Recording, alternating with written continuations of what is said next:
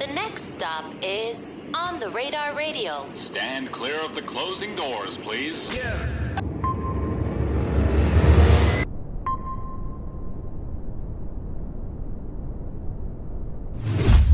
Yes, sir, baby. On the Radar Radio. Yo, special guest in the building. Jozzy in the building.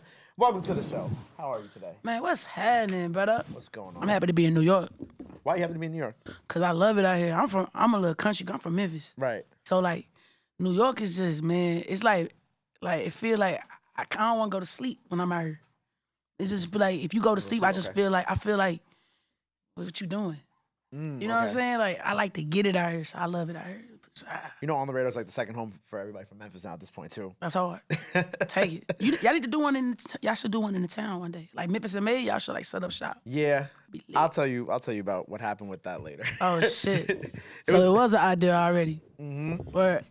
there was an idea. But anyway, but yeah, because I feel like, you know, we've had Glow up here, we've had everybody, we've had like Slime, Gloss, so it's like I feel like Shout On out the to Radar Slime, has bro. become She like, cold. yeah, she fire. I love she cold. I just like being, you know, the home for people from Memphis when they come out here. Like I like that. That's good. Y'all feel welcome in New York, you know? Thanks. And I like that you just have the mindset where you just want to get up and go get it. Yeah, and I just love, it's just something about New York and something about the people here I just really fuck with.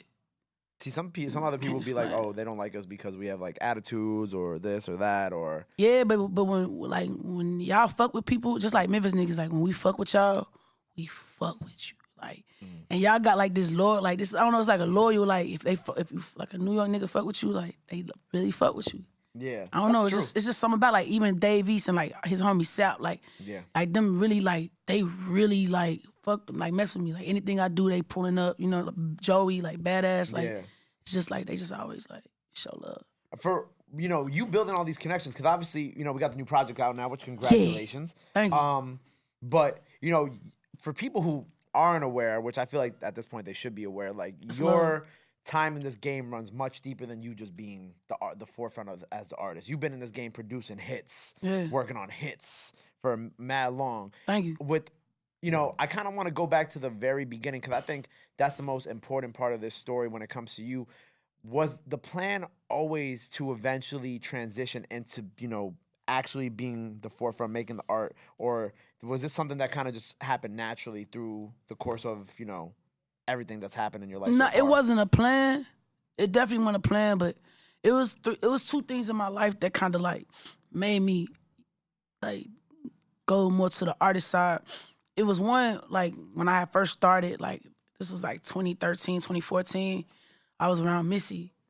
And I was staying with Missy and I was just experimenting with the sound that I'm working on now. Me and my boy at the time, Wisdom, we called our sound 2090s R&B. It was like 20, but it's the 90s. So it was like, so that was our sound. And then like Missy loved it. And she was like, yo, you're gonna have to do that sound to get it off. Cause like nobody's really gonna get it until you do it.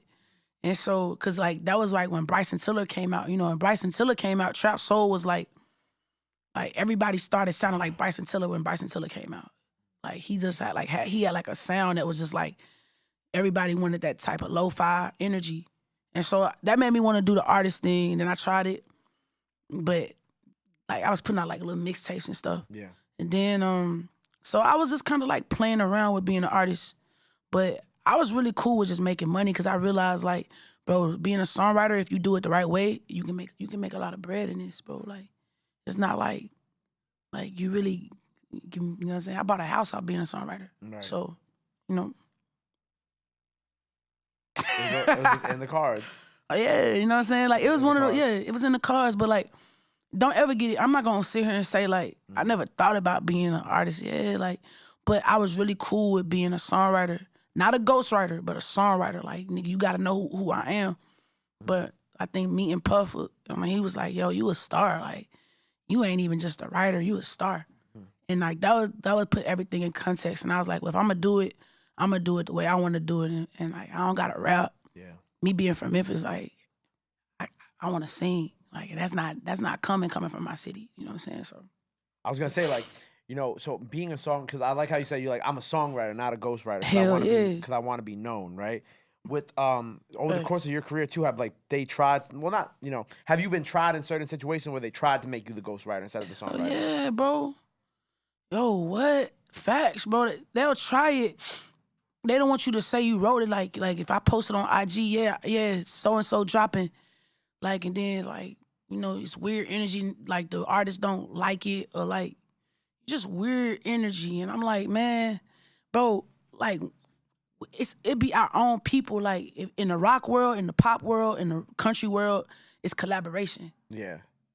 It's collaboration, bro. Like, why y'all? I ain't writing y'all lyrics. I ain't writing your rap lyrics. So like, why you so like scared to collaborate? This is the music industry. So yeah, bro. Like they tried it, but then when they realized, like y'all don't trip when Metro Boomin has Metro Boomin want some more on his shit. Like y'all don't trip about Mustard on the beat. You know, like why y'all tripping about me saying I wrote, co-wrote? I don't even say I wrote. I be like, yo, I co-wrote to make niggas feel even better. Like even if I wrote the whole song, I'm gonna say I co-wrote out of respect for any artist. You know what I'm saying? I didn't even think about things like that too. So you'll say that you co-wrote just because of people's egos or all the time. Yeah, that's crazy. All the time. How do you deal with that though? Because I mean, you got like being a songwriter, like, it's a service. I mean, I'm at your service. Yeah. So like, I ain't tripping. Yeah. Like, give me my money. I like that. You know what I'm saying? Give me my Respectfully. money. Like my check. If like, I'm cool with that. I'm cool with that. I think you know, I brought this up in an interview yesterday, but I think it's great that you're here because you could also talk about it. I brought up there was this interview I think St. John did about writing a song for Usher, and he said that he got paid $1,500 Oh for yeah. it. Wait, who? John B? No, St. John. St. John. Oh St. yeah, John. I saw that shit. And he said he got paid only $1,500. Yeah. Whatever amount of years later, right? Now, obviously, I forgot if he said he was young at the time, whatever the situation was. Obviously, that song's worth way more than $1,500, right? How do you go into these situations and then deal with that financial compensation to make sure that the work that you're putting in for the artist is getting? That's a good question, bro. Cause you know they be trying to not even give writers front ends, bro. That's crazy. They be doing writers bad. And like, I'm just so grateful that I got legs. I got legs because I done proved, so like they can't do me like that. But like, it's bad how they do writers to the point where like a producer can get $30,000, $50,000, and like a writer has to get the back end, and that's just trash. So like with me, I need a front end, bro. Like, because I don't know what you're gonna do with this song. Like you waiting on artists, it'll be 2 years for a dude drop this project. Right. So you got me waiting 2 years, and I'm broke. I just gave you a banger. Nah, yeah, we ain't gonna do that. So like, but it's all leverage now because like, if I didn't have a name or have done none of the songs that I did, nigga would be broke, bro. Out here just like giving all your energy to an artist. Not, it's crazy. That's great. So you really go into these deals like you lay it all out on the table? Like you're like, yo, Yeah. this is what we need to do. Yes, thankfully, like before I even go into a session, before like I walk in, like they talk to my manager and my manager be like, yo, this is what Jozzy requires. Are you down? Like this is what she's going for. And like now that I'm a little bit more like wise with the shit, I want points now. You know what I'm saying? I want points on the record. Writers don't even get points on records. Yeah. It'd be like all like producers and stuff. So like a point, like give me that. Like come on, like let's like I be telling people and like when A&Rs like it be the A&R because the artists don't be knowing. It be the A&R and the managers. It be so funny sometimes. I tell my manager, yo, give me their number. Let me call them. So then I call the A&R and manager. Now when they hear my voice, they want to stay my friend. I be like, bro, you know what I'm saying? No, I'm not asking for a lot, but like at the end of the day, like I want you to be on the right side of history. Because like life, like trust me, like songwriters are gonna get the respect that we deserve one day. And like I don't want you to be that dude, like that they write the article about one day that like, oh, you know what I'm saying? Because I'm singing, my boy. I'm saying your name. You said I'm singing like a bird. I'm singing, They boy. put like the McDonald's meal in front of you with the donuts. And Now they don't gotta put no meal. They ain't gotta put no meal in front of me. Cause you know what? Like I'm letting you know, like like be on the right side of history. Cause like, you know, like man, so many people have like could have done something different, but like wanna roll with the times. Like, yeah, well, we ain't never paid writers since 1933. Like, nigga, 1933. Like, bro, what are you talking about, nigga? This 2023. Like, come on, bro. Like, come on. Be on the right side of history. So like, I had that conversation with them. They were like, all right, no, I got you. All right, I'm gonna make the phone call. Like, but it's sad I gotta do that. Sometimes I don't even want my manager to talk for me. Like, I'm gonna talk for myself. Sometimes you gotta be like that. Like, you gotta handle it yourself sometimes. Yeah. Because people, sometimes if you send your people, like that, people won't always respect your people. But if it's you, they won't try you. They won't, exactly, bro. Exactly. And I'm not afraid of like confrontation. Like, Right. So when with this project, right? Obviously, Yeah. you're talking to the ladies on this one, right? Yeah. It was funny because we were at SNS last night for Tony Snow's party, right? And you said we need some more ladies there, man, right? there's a lot of penis in that motherfucker. I feel like you got there at the wrong time. Oh, okay. I go because I was What about to say, time so I supposed to been there? what time did you get there? I got there like I don't think what time I got there. 1:30. Oh, like when he was performing. Yeah. Okay. Yeah. I would have told you to come at like 11. Oh, that's when they was there? Yeah. Oh, When we got word? like when we got there at like 11, it was like a very healthy. With some vibes? Yeah, it was some vibes. It was a very Oh, healthy okay. balance. Yeah, no, okay. Then I was getting some food at Say Less and I saw all the baddies there.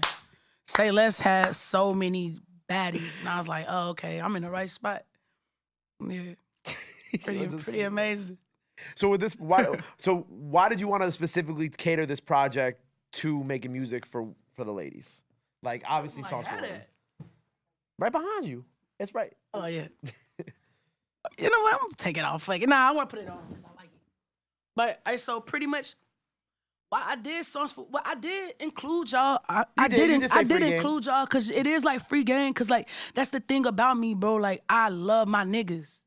I love y'all. You know what I'm saying? And like, so, but not like that. You know what I'm saying? And so, but to the point where like I really want y'all. I feel like we don't make songs for women no more. It's like men don't be vulnerable. Men make songs for their homies. So you gonna say certain things, and even as an R&B nigga, you gonna say certain things because you wanna make your homies feel like you that nigga. Right. But like sometimes you gotta be vulnerable with girls. Like you seen it's like a video that go around when like a guy is on his lady's like chest and he's like, I love you so much, and then she's recording him, and then soon as like he see the camera, he be like, oh, why you do that? Yeah. But like guys be soft with their girls, bro. But like when they with their homies, they try to act like, you know what I'm saying? But so songs for women, free game for niggas is just exactly that. Like I'm really like, I'm a woman, so like I ain't with that like disrespecting a female. You know what I'm saying? Like certain times you can disrespect her, like she want it. You know what I'm saying? Like, but other than that, like we ain't even on that tight time. You know what I'm saying? So like I feel like, bro, like that's one thing about me being from Memphis is like a lot of niggas know, like if you know any Memphis nigga, like they always they keep one. Just know how to talk to women. So Right. yeah. Right. I think it's like this project comes at the perfect time too, especially with Love Records and like the place that Diddy's at with R&B. Yeah. Which I feel like was like low key like a slight part of the rollout for this too, even if it wasn't on hard. purpose. That's hard. Because like Okay. you see like Diddy was talking about like R&B being dead, Dead. and like obviously this came out like a little bit of time after that. I was scared of that game. You were scared at that moment? I was scared when he said that. I was like, oh, they gonna hate on me. I was like, they gonna hate on me because they gonna hate on me just because like, damn, you got Puff saying R&B dead. All these R&B artists and all these R&B artists I know, like I'm cool with them. You know what I'm saying? I was like, oh Lord, like Puff, just shh. But like, shh.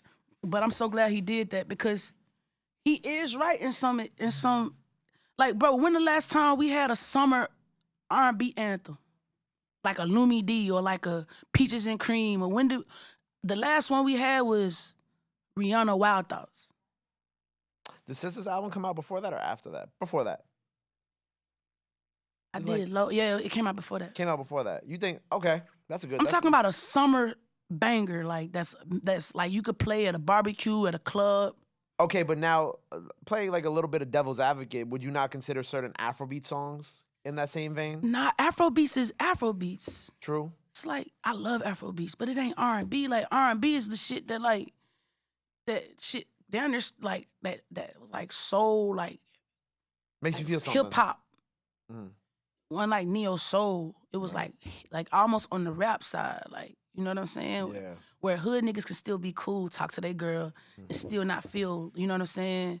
Like we really haven't had that. I think last one was Rihanna Wild Thoughts. If you really think about it, that was a summer banger, bro. Like, so I understand what he was saying. You know what I'm saying? He was just challenging people, but I was so scared of it. Like, dang, bro. But yeah, like I feel like my project, I really tried to like cater to all R&B aspects, like the vulnerability, the slow jams, the fucking music, and then like the turn up music, like Replay, She Asked Me, and Commotion. They're all summer bangers that you could play in the club. You know, and like day parties and like energy like that. Right. I feel you. Yeah. Now that I think about it, there really hasn't been like a song. No, there hasn't. Hasn't, bro. And that's sad. Like, that's sad. Like, they try to make R&B like alternative or like slow or like, but like, bro, R&B used to run the charts, bro. Like, Yeah. niggas used to like, Usher, You Make Me Wanna, and like, You Don't Have to Call. Like, You Don't Have to Call. Usher was like, that's in the club. Like, what happened to that? Why can't we go back to that? We can, but you know, we have to like, you know, Put the work in. and put the money behind it. The labels gotta believe that R&B is worth it. Right. You know, Like one of my favorite R&B albums of the last year was Division's album. Because I sick. feel like it was different. You know what I'm saying? Vision is incredible. They're incredible. And I feel like that it just wasn't pushed that hard. Labels, bro. It's Aside like from the the money. main single. I will say the main single got a lot of If I said caught cheating, yeah. That single definitely got the Yeah. love it required, but I feel like it deserved more. Yeah. He had way better songs on that project than that song. I agree. Rob, what was your favorite song on that project? He's a big Division fan. What's up? Okay. Yeah. Okay. But like, see, like, if, other people who like that album, they'll always say something different than just, That's you know, hard. if I get caught cheating song. Have you heard my project? Huh? You heard my project? Yeah. I listened to it on my Sunday drive into work. That's hard. Did you fuck with any vibes? I like, you know, when I was listening to it, a few of the joints that I preferably like, first of all, Favorite Shirt was Sheesh. fire, right? Yeah.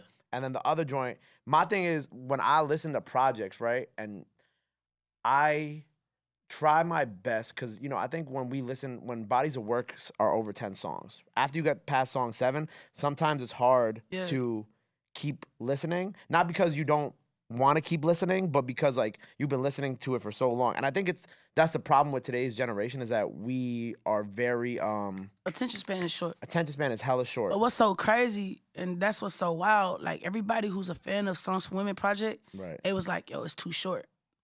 I got so many text messages from girls. I feel like from it's girls. like the perfect length. I thought it was too. Because that's what I was literally about to say. Like I was when I too. was done with it, I didn't feel like I didn't feel like I tuned out. Yeah, You know what good, I'm saying? good. Like, okay, let me give you an example. Like SZA's project. yeah, I love it. But it took me a while to love it. You wanna know why? it's long. It's long. Yeah. And that's not taking anything away from SZA, right? Because SZA's incredible. The second half of the project has like a lot of experimental shit, Yeah. right? And that's dope. But it was just too long for Yeah, me. 100%. And then so obviously with this being 10 songs, when I'm listening to this, right? And I get to the end and it ends and you know the song stop playing and shit like that on my car, I'm like, oh, that's good. You know what I'm saying? Like I didn't feel at any point like it was like dragging me along Yeah. with the project. And I feel like that's a problem too, is just like sometimes artists drop projects and like it just feels like you're in it at the beginning Yeah. and then by the end of it, it's like you're laying down on the floor and the artist is dragging you along. Like trying to like, Yeah. yo, bro, please just finish my project. You know Nah, what I'm saying? facts. But this kind of felt like the perfect That's hard. The perfect I felt joint. the same way. I felt the same way, and then I started seeing so many people like, yo, can we get more songs? I'm like, damn. Okay, so for the people who really love it and who like really felt something about it, they want more songs. So like, yeah, I'm like for the album, I'm like playing with probably like adding like 2 or 3 more songs, but like making it feel like, you know, I would like another interlude and then like Yeah. then another couple songs. You know what I'm yeah, saying? I'm gonna Like- probably fuck around. Interludes is my shit, bro. I love interludes. Interludes are such like a lost art, you know? Like I'm trying to think of Lost art for sure. like he didn't really do interludes on his shit, but even the DJ drama stuff on Call Me When You Get Lost. on Calm, those are That's my shit. Yeah, those are kind of fake interludes in and I of love it themselves. though. It takes you back to a nostalgic time of like DJ drama, like those mixtapes. Exactly. Like interludes take me back to Bad Boy era, bro. Yeah, so when I see like when I first got sent the project and I see the interludes on there, I get really excited. Yeah. Because sometimes I even think there was a what was it? The Buried Alive interlude on Drake's Take Care, which was kind of like a lot of people's first introduction to Kendrick Lamar. Facts. I love that interlude, and I feel like oftentimes like when I'm listening to albums that have interludes, sometimes like the interludes become my favorite part of the project, and like it'll be interludes I would listen to over and over and over again. You know, if there is like that musical aspect in it, you know, if it's just straight talking, I probably would. You know, that's how Nasty is. Like before, Don't Say No. Like every girl that like hits me, and be like, "Yo, can you make that a song?" I'm like, "Damn, yeah." Like that's what I wanted. Like I wanted people to be like, "Yo, I want to make that a song." But you know, I think it's good as it is. Of course. Because like I think it's like, you know, if you try to extend that into something longer, then it doesn't take away from it. But it does. But it does. You know? Yeah, it It's like a does. double-edged sword. It's like you're adding something to it to make it better for certain people who want it, but then also like Play it back 100 times. yeah, just run that shit back 100 times. 100 times. I was trying to think of it. I had another interlude off the top of my brain, but I lost it. But I think that like with interludes, like there's definitely a lost art with that. Oh, Brent Faiyaz's last project. He did. I can't remember. He did. Oh yeah, he did have interlude because it was about his girl that was about to leave him. Yeah. No, he was leaving her. She was leaving him, and she was about to trying to like kill herself, right? She was pregnant. She was pregnant. She was trying to. He was like, yo, leave. Yeah, no, that shit was hard. She was pregnant, and then he was leaving. He's like, oh, I'm gonna be back. And then the second he closed the door, he calls the girl that he's flying to go see. There's like another interlude where he's in the limo with the girl, and like she spills her drink or whatever, and they're drunk, and his baby mom's is called. Like it's like a whole bunch of shit. But like I like that. But that's why I like that shit, and that's why I feel like, you know, we talk about R&B still kind of being alive, like with shit like your project, hearing those interludes on Brent shit, like because you're telling that story at the end of the day while also having like the summer type records. Facts. And I like that shit. That shit tough. Thank you, gang. Of course. Come My on. guy. I like talking about album structure too. Me too. I love a good album structure. I'm an album structure. Like that's just like you have to have structure, bro. Like I hate some albums that just be like all over the place. You're like, bro, why did they put this right after that? Like who did your shit? Who arranged this? Some of they lame A&Rs, man. It's like they put on the blindfold. They were throwing darts at the board, like what song was gonna go next. And now I don't listen to men about my project. Like nah. Like if I gotta have females in the studio at all times, and like if they're nodding, if they like it, it's going on there. Like I don't give a damn, bro. Like I'm not listening to no dudes. You can tell me, oh, it's the best song. Like no, like that doesn't mean nothing to me. Like because like women really know what the hell they talking about. Facts. Women control everything. Niggas get dressed for women. You know? Look at John. You know? So I think I'm gonna listen to somebody who like really doesn't. Yeah. He don't even get dressed for himself. Right. He get dressed for a woman. So you play that in the car for a woman. You know what I'm saying? So like I don't listen to no niggas. So A&R nigga, if he don't nod, get him out. I don't even want you in my session. I'll be scared to even let Puff in my shit. Really? Until it's too, no. Like, I'll be like, no, Puff, I'm not ready for you to hear it right now. He'll be like, all right. Like, let me wait. Let me get it to where I need to, and then I'm gonna bring you in because, like, you know, I just wanna, like, present it the proper way. You know what I'm saying? Scared. I be scared with that. Wow, it's just because presentation, like you said, you want them to. Yeah, I get it. Yeah, and especially after he said the R&B is dead shit, that just adds more stress. And it just may not be, and it may not be his day today. You know, what if something happened? Right. And then We're all human. Yeah, and then like I've had that, like, you know, you play a song, they don't like it, and then you play it next week, like, yo, this shit is crazy. Like this I played it too. But then also he could come back later and that could be his favorite song ever, you know? Exactly. It just depends on the mood. That's what I'm saying. It's the mood. That's how I be very apprehensive to play my stuff for men. Women, I play it because normally they're like the best A&Rs, bro. Facts. Best A&Rs. Facts. Sure. That's why I always say people was crazy for hating on Drake's Honestly Nevermind because that women loved it. Incredible. Women loved it. That shit's incredible. Yep. Yeah, incredible. Shout out. What you looking what at, you shawty? looking at? You see a booger or something? Huh? You gotta let me know, bro. Don't young blue me, shawty, huh? Pull the mic. Fix the mic? Pull the mic down. Just pull it down. Move it down. What was I gonna say? Shout out my boy CEO Trail, because Trail, I always remember this statement that he made about Drake's album. Yeah. He said, if you not flying out of the country with bad bitches, Yeah, you ain't gonna get it. you ain't gonna get this album. You ain't gonna get it. He's like, this album is not meant for you to play in the hood. He said, this Nah. album is meant for you to play on an island with a girl. Yeah. And he's like, and females running that shit. He was like, females running that album right now in Greece. In Miami. In Miami. It's like On a yacht in Miami, they running it up. Cause what they listening to. Right. Like, that's what I'm saying. Like, that's why my project, and that's why Brett Fayez and Sir, like, Ombre. Yeah. Like, Ombre is incredible. It's yeah. needed. Like, we're needed for, like, those type of vibes, bro. Right. Out now. Go check that out. Songs for women, free game for niggas. Learn some. So we got we're doing a performance today. What song we doing? We're gonna do Commotion. Hell yeah. Let's go. I'm I love excited. Commotion. We doing live vocals too, right? Let's do it. Of course. I think. Yeah. Yeah. Of course. Yeah, we do live vocals. Yeah. Fuck with you, dog. Well, look. All right. So project out now. Live performance of Commotion out now by the time y'all see this. Before we get up out of here, anything else you want to let the people know, where they could follow you at, all that good stuff? Now is the time to do it. This camera right here. Yeah, so you can follow me at Jozzy, Jozzzy. And if you in New York, SOB's May 2nd, Atlanta May 4th, center stage, pull up, see me perform, keep supporting. Songs for Women is out right now. There you go. Well, make sure you go follow her. Go run up the project out now. Go run up the performance that's out now. Go show us some love. Go show us some support. Love is free, support is free. But y'all already knew that. Till next time. Memphis in the building. Jozzy on the radar. We out. Pow. Oh, gee, that's love, bro.